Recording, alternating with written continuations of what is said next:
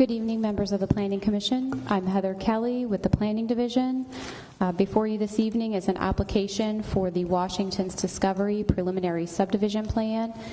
It is a request by Lorenzi, Dodds, and Ganil on behalf of the applicant G. Croft, LLC, for approval to subdivide 33 lots to include 22 cluster lots and 11 conventional lots intended for single-family detached homes. The project area is zoned AC Agricultural Conservation. The project will be accessed from Adams Willet Road. And this is a location map showing the location of the property.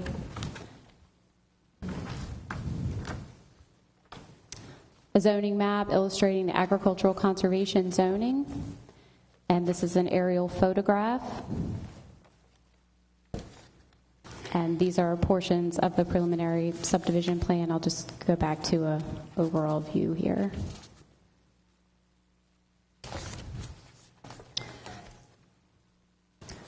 I'll just turn it over to Mr. Mudd from Resource and Infrastructure Management to review the adequate public facilities findings for the development. All right, thank you, Heather. For the record, I'm John Mudd. I'm the resource manager with Resource and Infrastructure Management, and we'll briefly go over the APF consistency for this particular project. First, under the category of roads, the applicant did submit a traffic impact study which analyzed the impact of the 33 proposed homes on nearby intersections during both the AM and PM peak hour. There were two intersections studied, the first being Adams Willet Road at the site access. The traffic study showed that during both the AM and PM peak hours that the future intersection will be able to function adequately and well within the limits set forth within the zoning ordinance section 257. We note that existing traffic on Adams Willet Road is very low.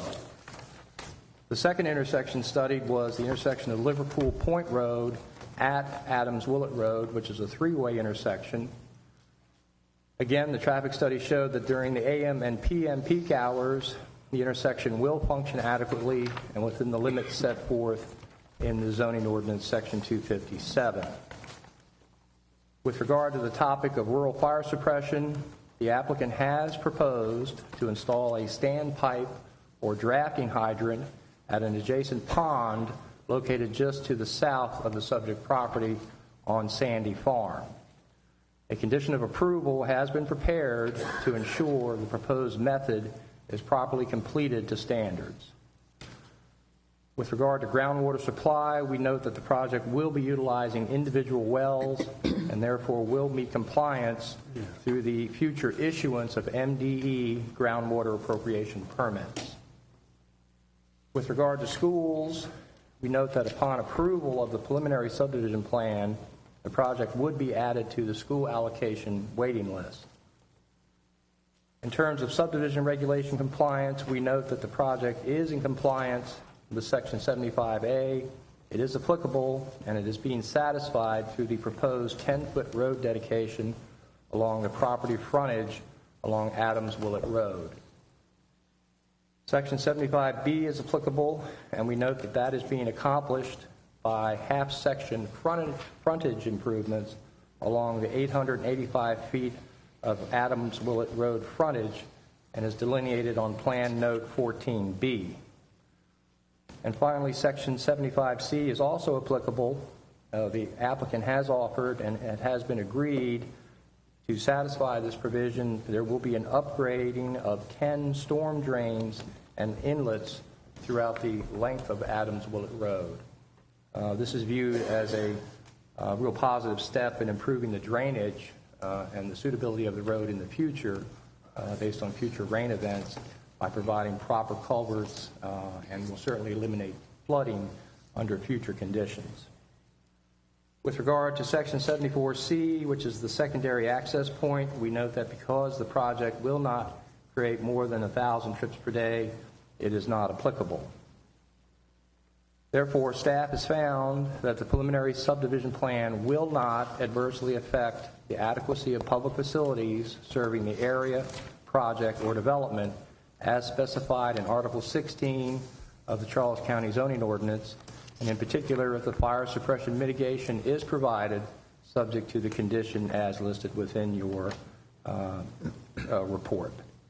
And with that, unless there's any specific questions on APF, Heather can continue with the presentation. Just a note, in addition to the preliminary subdivision plan, there's also a historic preservation plan that's been provided for review and approval by the Planning Commission. This has been reviewed and approved by the Historic Preservation Commission. And in conclusion, based on the analysis and findings contained in the staff report, staff recommends approval of the preliminary plan subject to the conditions noted.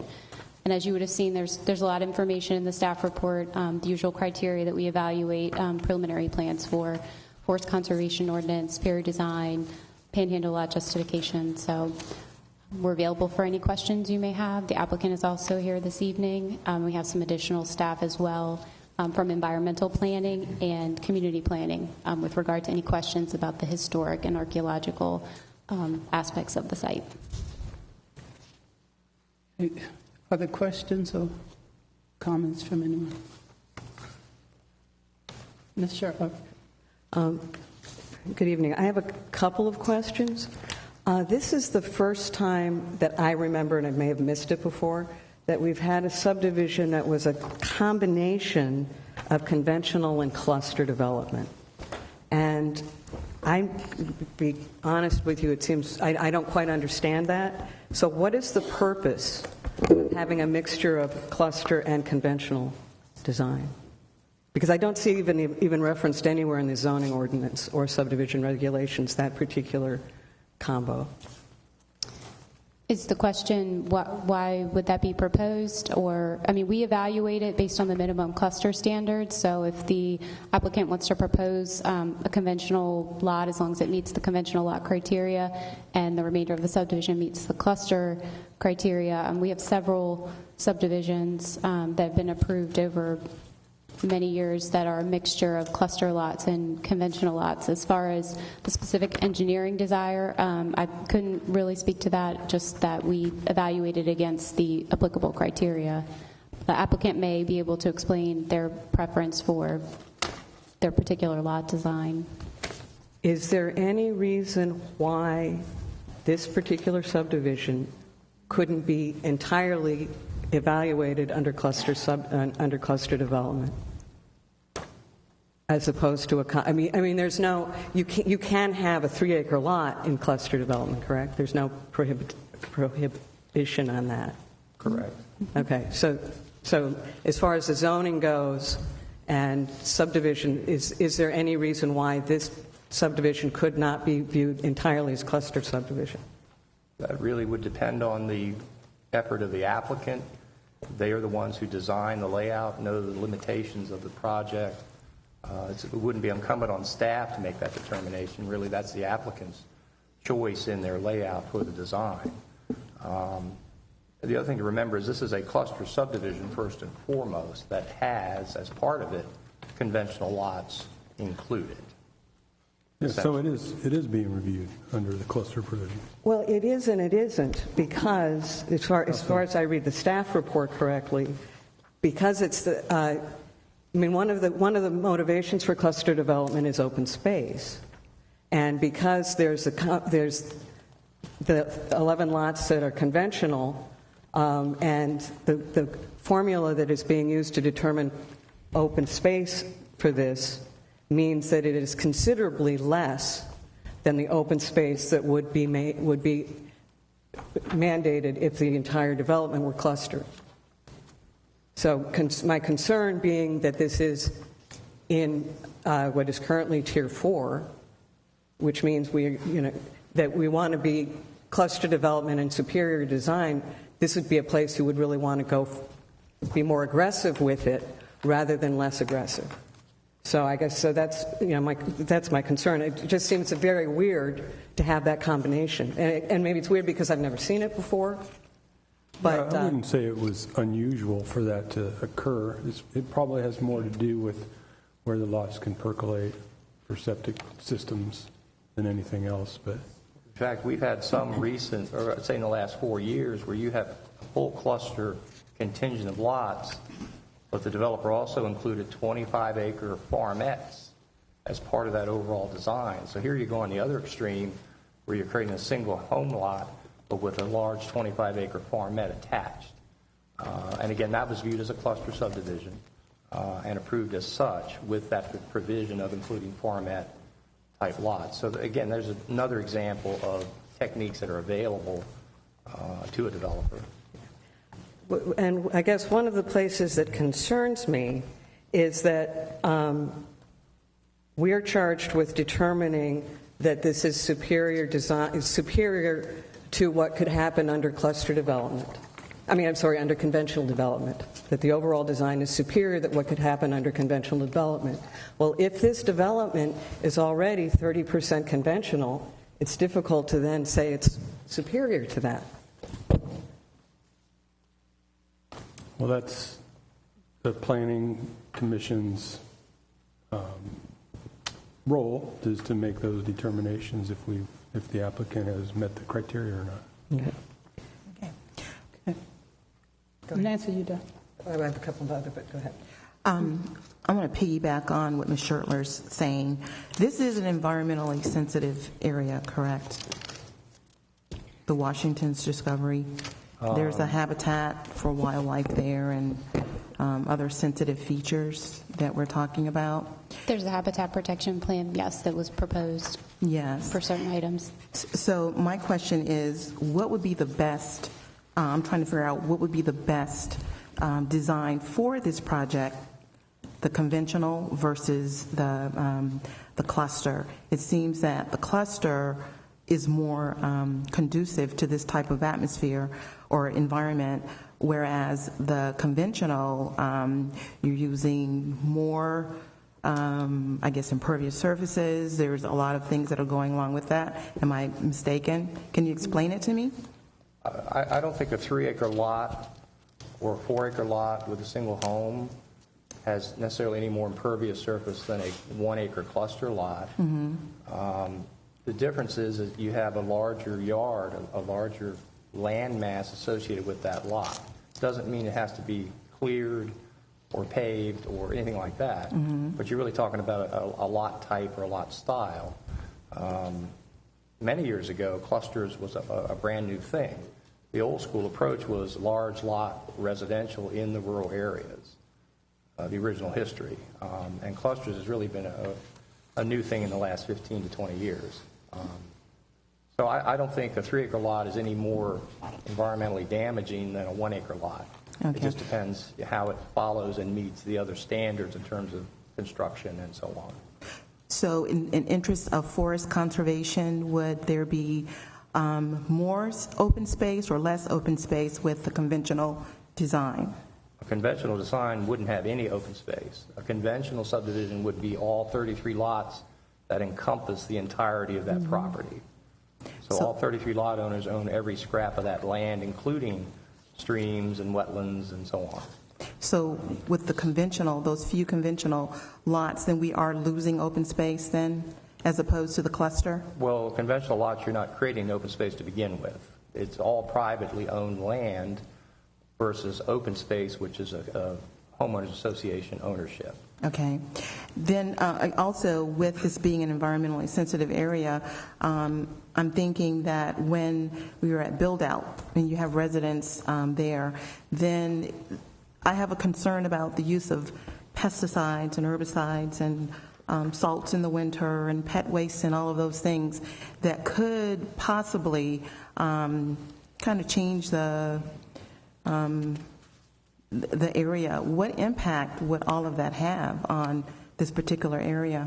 That's hard to quantify. We obviously don't have any regulations that I'm aware of that would limit a homeowner's ability to apply those types of pesticides, herbicides, and fertilizers. And until such a law would be passed limiting the use of such, I don't know any solution to that problem. Until those substances are outlawed. It's a free market economy, and obviously people can use them if they so choose. Is it worse for the environment? That's certainly arguable that it might be. Okay. But again, that's inherent just about everywhere now. Okay. And then there is the suggestion of the rain barrels. I know that the rain barrels are supposed to help with the control of runoff. Is that correct? So that you have water reuse. Correct. But how would you enforce that? I mean, to say that the rain barrel is there, but there is no enforcement, or is there enforcement? I know it's encouraged, right, but that's quite different from having an HOA mandating the use of rain barrels. So right, how is the runoff controlled if there is kind of loosey-goosey in yeah, every enforcement? project will have to meet current stormwater management regulations. And again, this project, I don't know which level it's being reviewed at. It may be a non-conforming, but it may have to meet the latest state-mandated standard for stormwater management. Rain barrels, as part of the superior design criteria, is an item that they indicated they would look to utilize.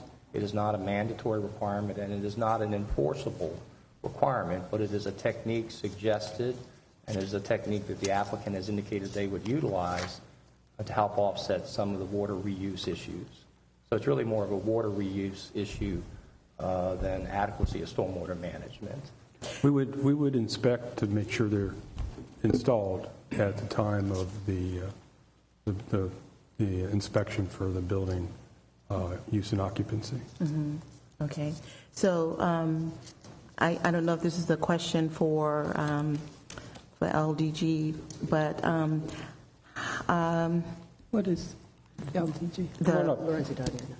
Oh. Lesner? I have a question about the HOAs. In being in an environmentally sensitive area, are they knowledgeable? I've never asked this question before. I never even thought about it until reading the project. But what kind of language is encouraged for residents to use those rain barrels? And is there any training that HOA members are receiving to understand the importance of living in an environmentally sensitive area? Well, for the record, my name is Tim Lesner, and I'm with Lorenzi Dodds and Goodell. We're the engineer of record for the project. My client, the owner of the project, Mr. Gordon Croft, is also here with us tonight. To answer your last question, as far as the rain barrels, I would have no problem, and we've done this on other projects, to make it a mandatory item.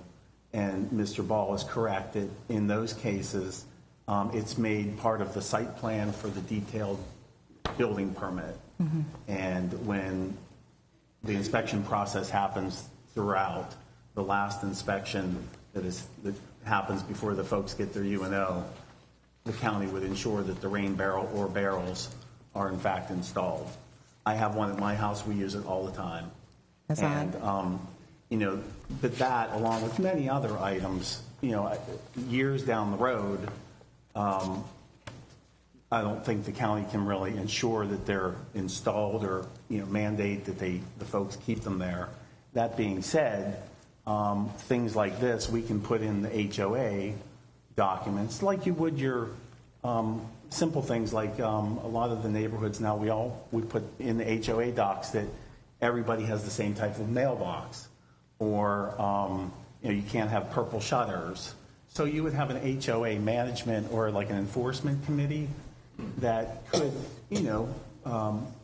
do those type of inspections to keep the neighborhood up to par. So I guess that would be my answer to that. Mm-hmm. We can put it on the site plan. We can make it part of the cluster design, that it's mandatory. It's on the site plan. It's on the building permit. Then there would be an inspection to ensure that it's installed properly for every home. I like that idea, because with HOAs, they're used to enforcing regulations. So I don't think that we should shy away, especially in this environment of the use. Rather than encouraging, it would be great to have them to mandate that. I am involved intimately with several neighborhoods with their HOA, and in fact, I help manage some of them. And I get those types of questions all the time. And these are in neighborhoods that they weren't even mandatory. People were just asking, what are they? So we try to do some education with them. Most neighborhoods have at least one meeting a year, an annual meeting. Some of them have biannual or, several meetings a year. That can certainly be part of the education process that goes along with this. Your other question was, these are all good questions, and if I could just take a moment to talk about the environment on this project. Mr. Mudd mentioned this a little bit, but the project will be designed to ESD, which are the new stormwater management practices. So ESD to MEP, so that's a great thing. Of course, the rain barrels, these were just some notes I took down real quickly. This project, it is environmentally sensitive, but we have gone to great lengths to avoid the wetland impacts. We don't have any wetland or wetland buffer impacts. The RPZs have all been expanded. We had to go through an extensive DNR review, which ultimately they concurred with. We provided all that concurrence to the county, and that was all made part of the preliminary forest conservation plan and the forest stand delineation approvals. So all that documentation of those approvals from DNR are on staff. In fact, the county didn't even approve the conservation plan until we received DNR's concurrence. So we've had the foresight, and the county had the foresight to enforce these things and make us get these approvals. So mainly as a result of the environmentally sensitive areas, all the resource protection zones have been expanded. Normally it's the 50-foot RPZ, but they've all been expanded. There's extra forest conservation to accommodate, to take into effect that there's environmentally sensitive areas here and to encompass, the RPZs. So that's a good thing also as far as the superior cluster design. That's certainly a criteria that you look for. Fertilizer, you mentioned fertilizer and pesticides. I don't proclaim to be an expert by any standards, but the state of Maryland a couple years ago, you probably don't even know this, but the state of Maryland doesn't allow the sale of certain fertilizers in the winter months. So I'm going to guess here, I think it's like November 1st or November 15th to September or to February 15th. You're not allowed to apply these types of chemicals to your yard. Most folks don't even realize that, but most folks aren't even doing it because you can't buy those types of chemicals from Lowe's or Home Depot during that period of time. So you're abiding by the law and you probably don't even realize it. So again, I can put that in the superior cluster design. We can put notes on the plan. Other projects have had those requirements, put in there. I don't really think it's necessary. When that was done before, it was just being talked about. Now it's the law. So, but we can certainly double up and put that in there if that would appease you. Yes, it does. And again, that would be something that hopefully the HOA could talk about at their annual meetings or try to educate themselves, so to speak. The HOAs I'm involved with, we have had guest speakers come in, not necessarily on environmental issues, but folks from the fire and safety, police departments come in and talk to folks about various issues, and that would probably be a great thing for HOAs to do in the future. Okay. Just to piggyback on that, the question about the mixed conventional and cluster lots, Ms. Kelly was absolutely correct. We've done this for years. There are many subdivisions throughout the county that have cluster and conventional. You probably have driven through many of those neighborhoods in the rural area and you don't even realize it. The benefit and why my client would like to do this is because we are in a rural area and we wanted to keep the lots as large as possible to the extent feasible, so to speak, to make the project work. That's why the larger lots are in the back of the neighborhood, so to speak. The higher density, so to speak, is up front. But from the road frontage, the lots look the same. They're basically the same width. They're, the houses are sitting back basically 50 to 100 feet. They're not back 200 or 300, 400 feet. The driveways are the same length. Again, all the driveways and rooftops would be designed to ESD to the MEP. Again, from the road frontage, you can't even tell the difference. And if you look at these lots in detail, the 3-acre lots, let me back up. The cluster lots don't have any forest conservation on them. So the forest conservation is in the open space. The 3-acre lots, there's approximately 1 acre, like the cluster lots, that are not encumbered by forest conservation easement. The other 1.5 acres to 2 acres does in fact have the forest conservation easement on it. So even though those folks are owning 3 acres, the usable part is the 1 acre, just as it is with the cluster neighborhood. There's not a big difference. Thank you.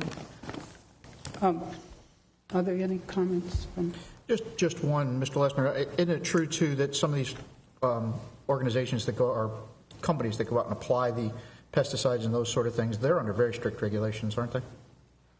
Again, I'm not the professional by any means in that field, but I would certainly think they follow the law, too. Well, most of them certainly talk about their environmentally friendly Absolutely. Take on how to care for a lawn. Mm-hmm. Thank you. No comment.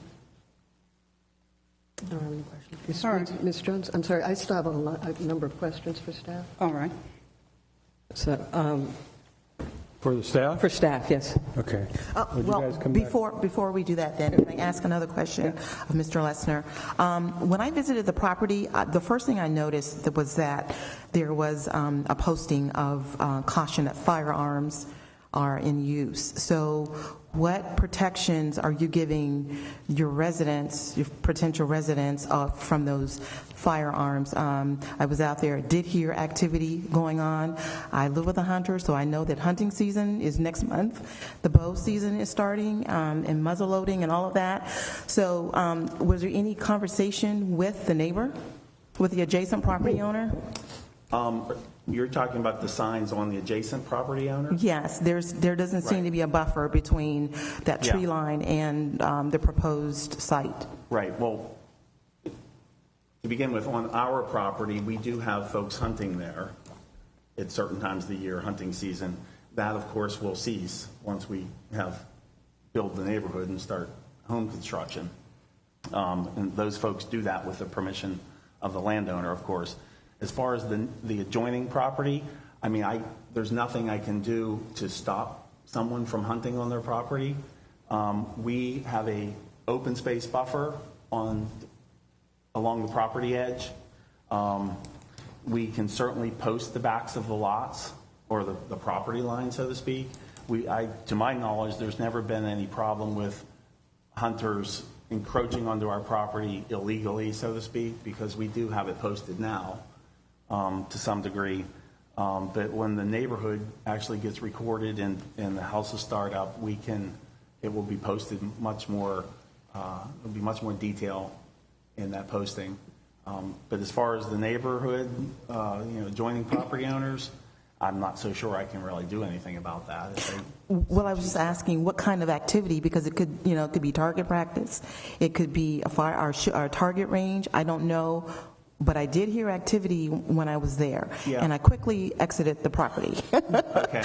But good for you. Yes, but my concern is what measures are being taken to ensure that the Washington's Discovery residents will not fall into harm's way. Do we even know what's on that property? Is it an enclosed facility? And I'm just hearing echoes. What? No, that was If you're speaking of the property to the right, as you're entering, it is to the right. As you're entering it to the right, that was a church. It was built as some type of a church years ago, and I don't think it's being used at this point in time. There is the gentleman or the folks that own the property.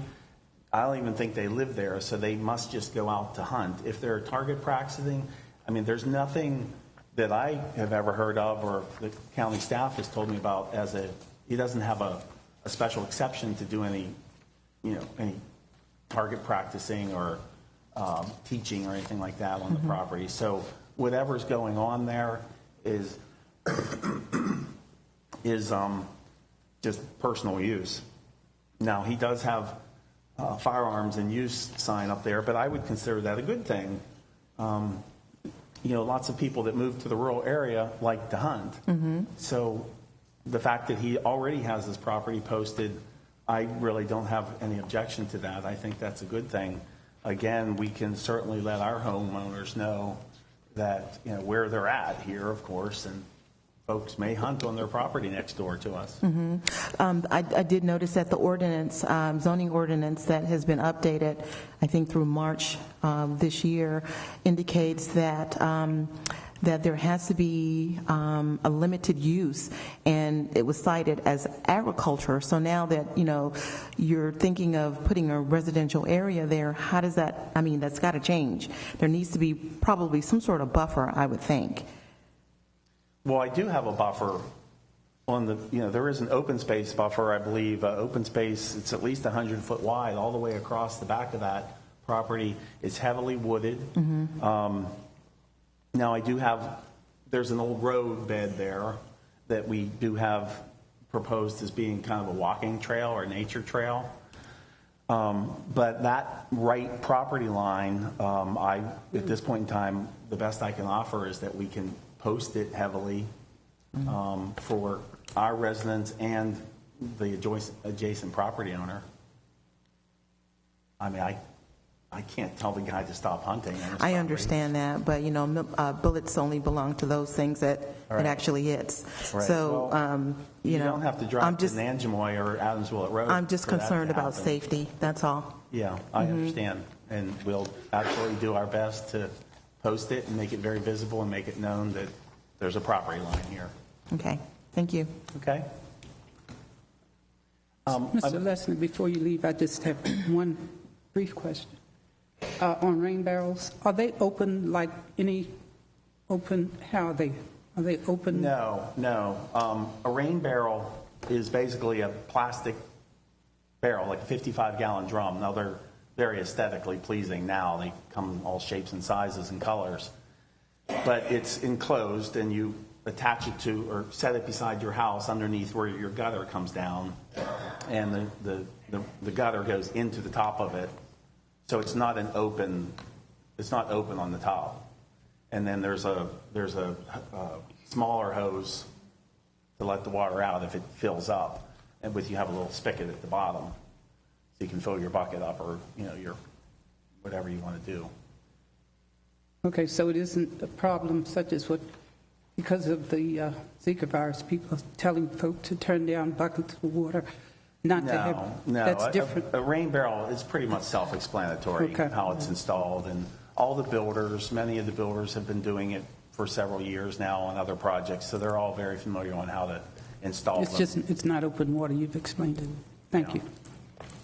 Yeah. The other question that came up before I exit here was I believe there was a question about the Sustainable Growth Act and how we comply.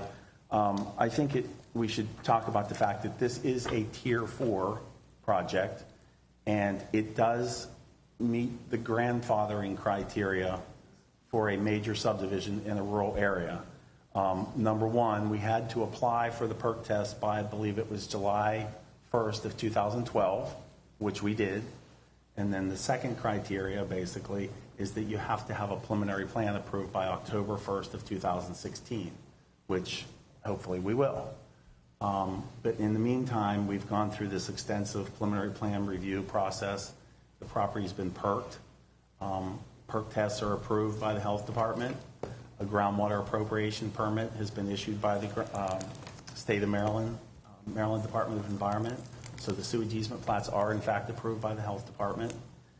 The groundwater here will be extracted from an approved aquifer in the county.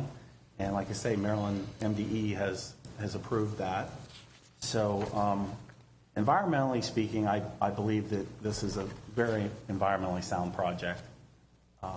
My opinion, but I hope you would concur. All right, thank you. Actually, I do have one question before you leave. You mentioned the cluster conventional, that one of the benefits is to keep lots as large as possible.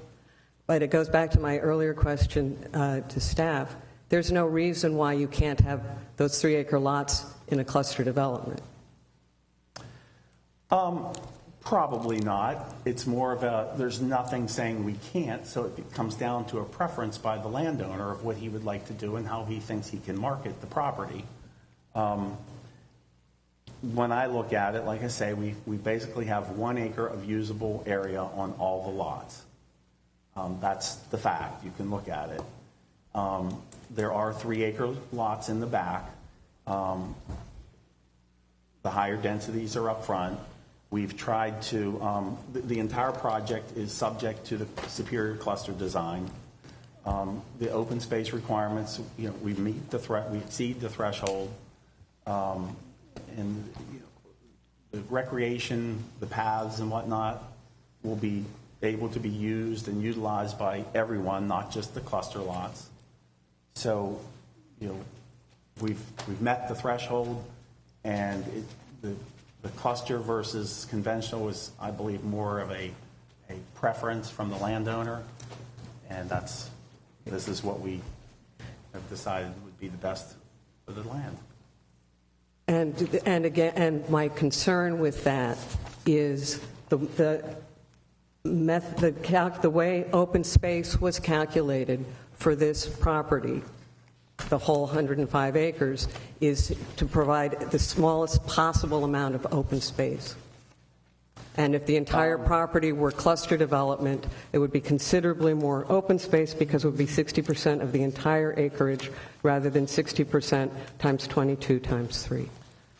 You are correct in that. However, I would say that I think back on page 8 of 16 of the staff report, it pretty much clarifies how we did this, and it complies with the green notice, which is the latest and greatest, I'll say, specifications or guidance from the planning department. No, and I don't disagree with that, but the fact is that there's considerably less open space, which is the motivation for cluster development. If one of the motivations is to have open space, and we have considerably less in this. I respectfully disagree. That we have less open space? This neighborhood is consistent, I'll say, and exceeding the consistency of many of the other cluster/conventional neighborhoods throughout the county that have been prepared, built in the last 10 or 15 years since we started doing this. I can't reference that because that's not what I'm looking at tonight. But anyway, so I do have a couple other questions for staff. Yeah. Tim, thank you. Okay.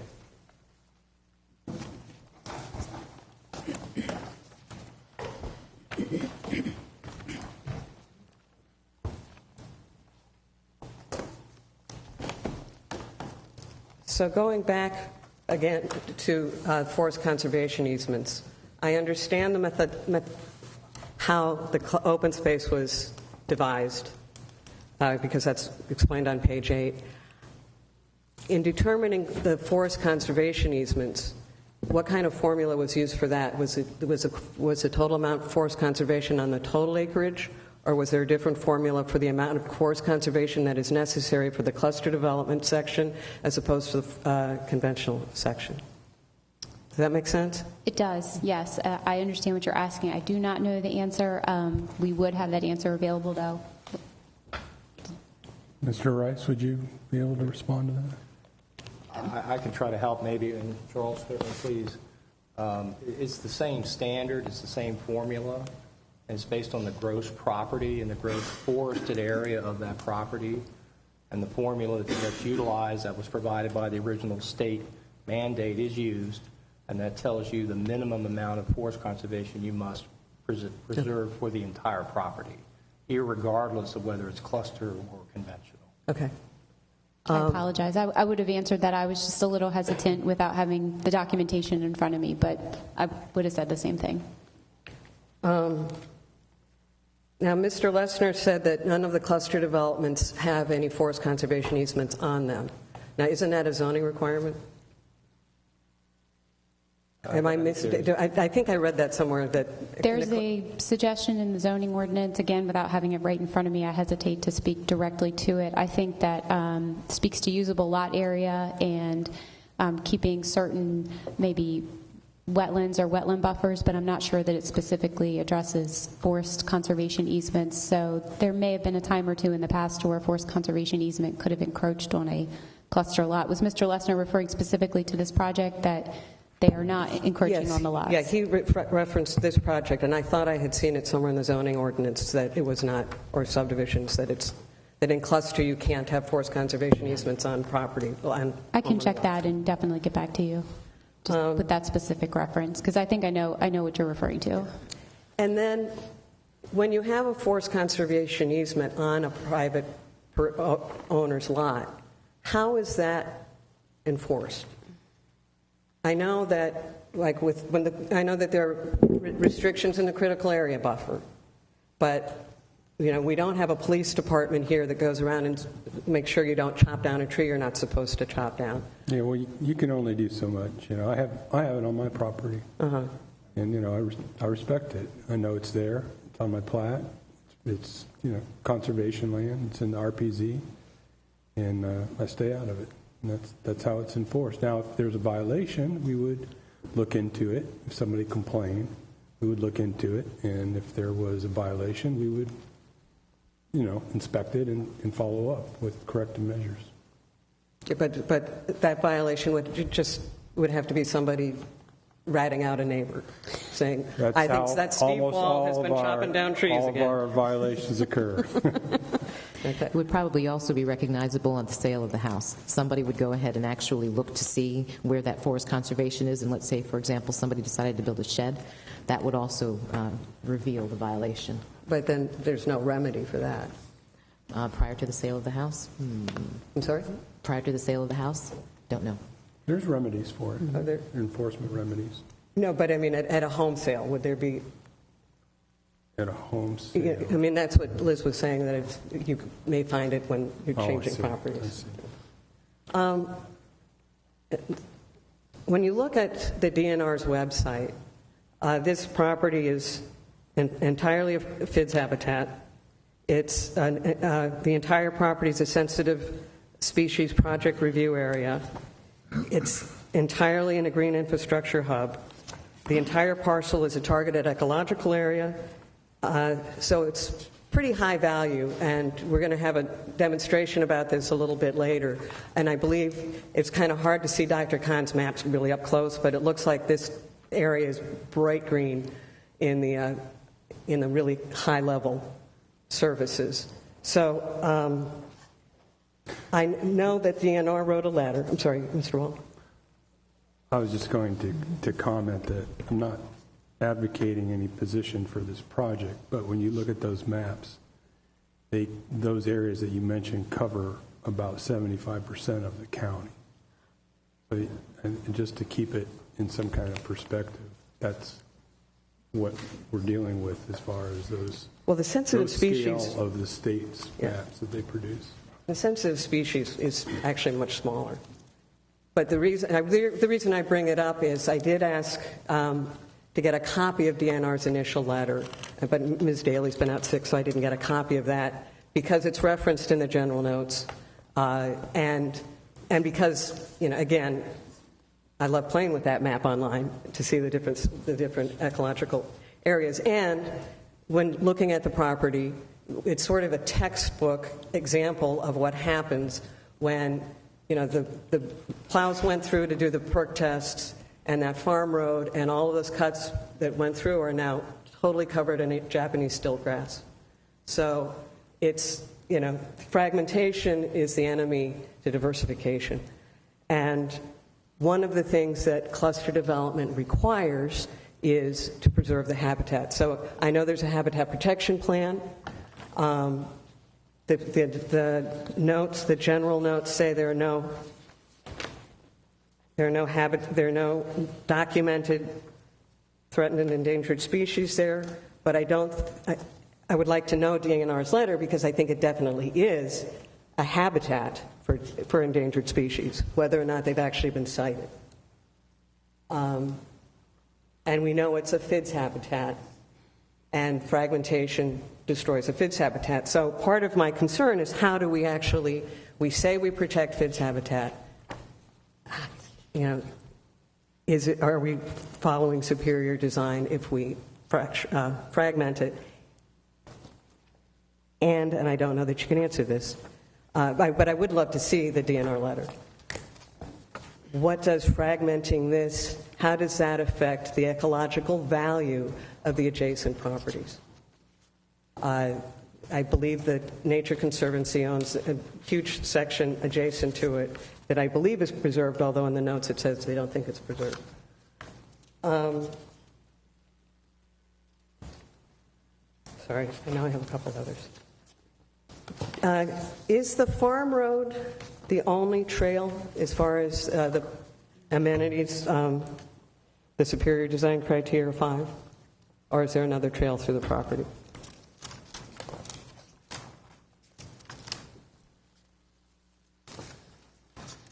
And be careful because there are chiggers on that trail.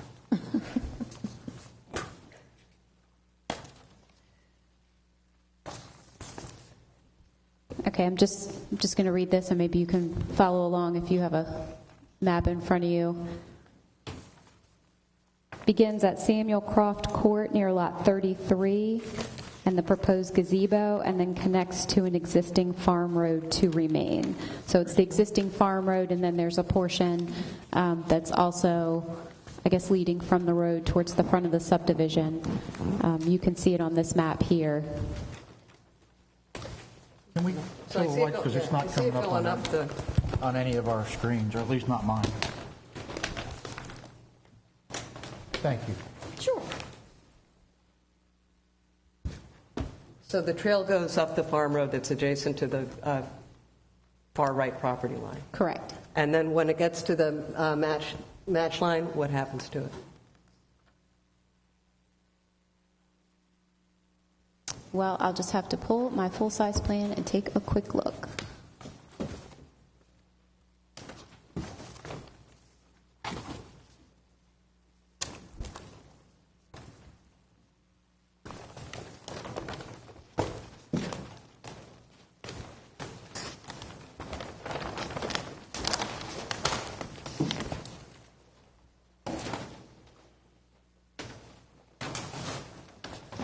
Okay, so there's a portion of it that goes off to the west, pedestrian travelway, natural trail with signage.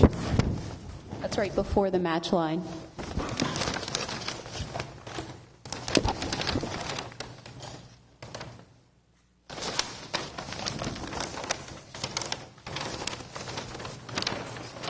My apologies, this is my best copy I have here. Sorry. Okay, so then the existing farm road, it actually becomes encumbered by the proposed public road when you look on sheet 2. Mm-hmm. So that's basically the end, where you see on the first sheet where it veers off to the left, the west. It runs into it connects back into the public road. Okay. And that is the extent of trails for public space? That is correct. Okay. I also have a concern, and again, not seeing DNR's letter, but there are two places on this map that have a DNR recommended buffer. And Samuel Croft Court, I mean, it cuts through that buffer. That's on the second map, I think. Can you scroll up to the next one?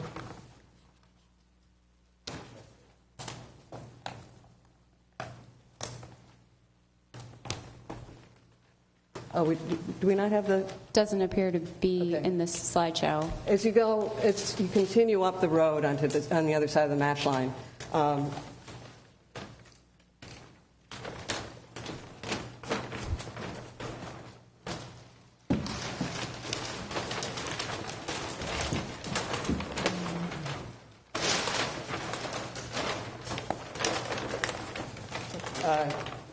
So it's directly in front of the DNR buffer goes through properties 15 and 16. and it's open space, and Samuel Croft Road crosses right through that buffer. And then the proposed panhandle lots also go through the DNR buffer, the Sylvan Shade panhandles. Commissioner, could you repeat that again? You said lot 15 and 16? Yeah, on page 2.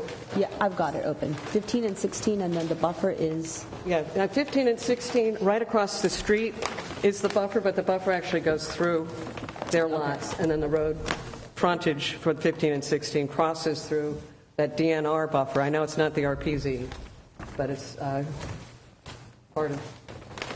And then again, if you follow the panhandle lots all the way over, they too cross through the DNR buffer and come perilously close to, I can't remember, another buffer. So I have big concerns about that. What is do you know the width of the total width of the proposed access easement? Is that 20 feet? And is it all paved?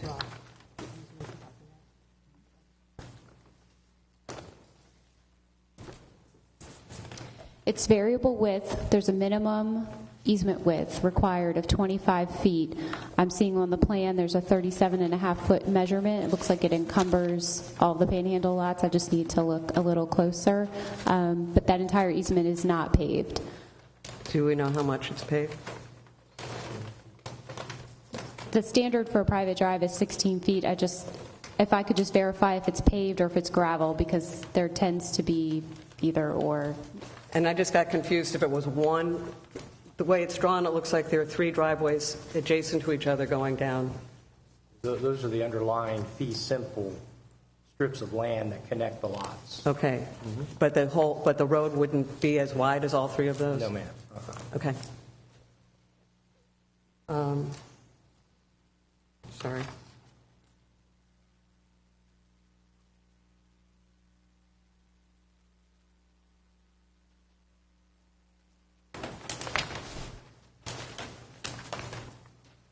Okay, I think that's, let me make sure.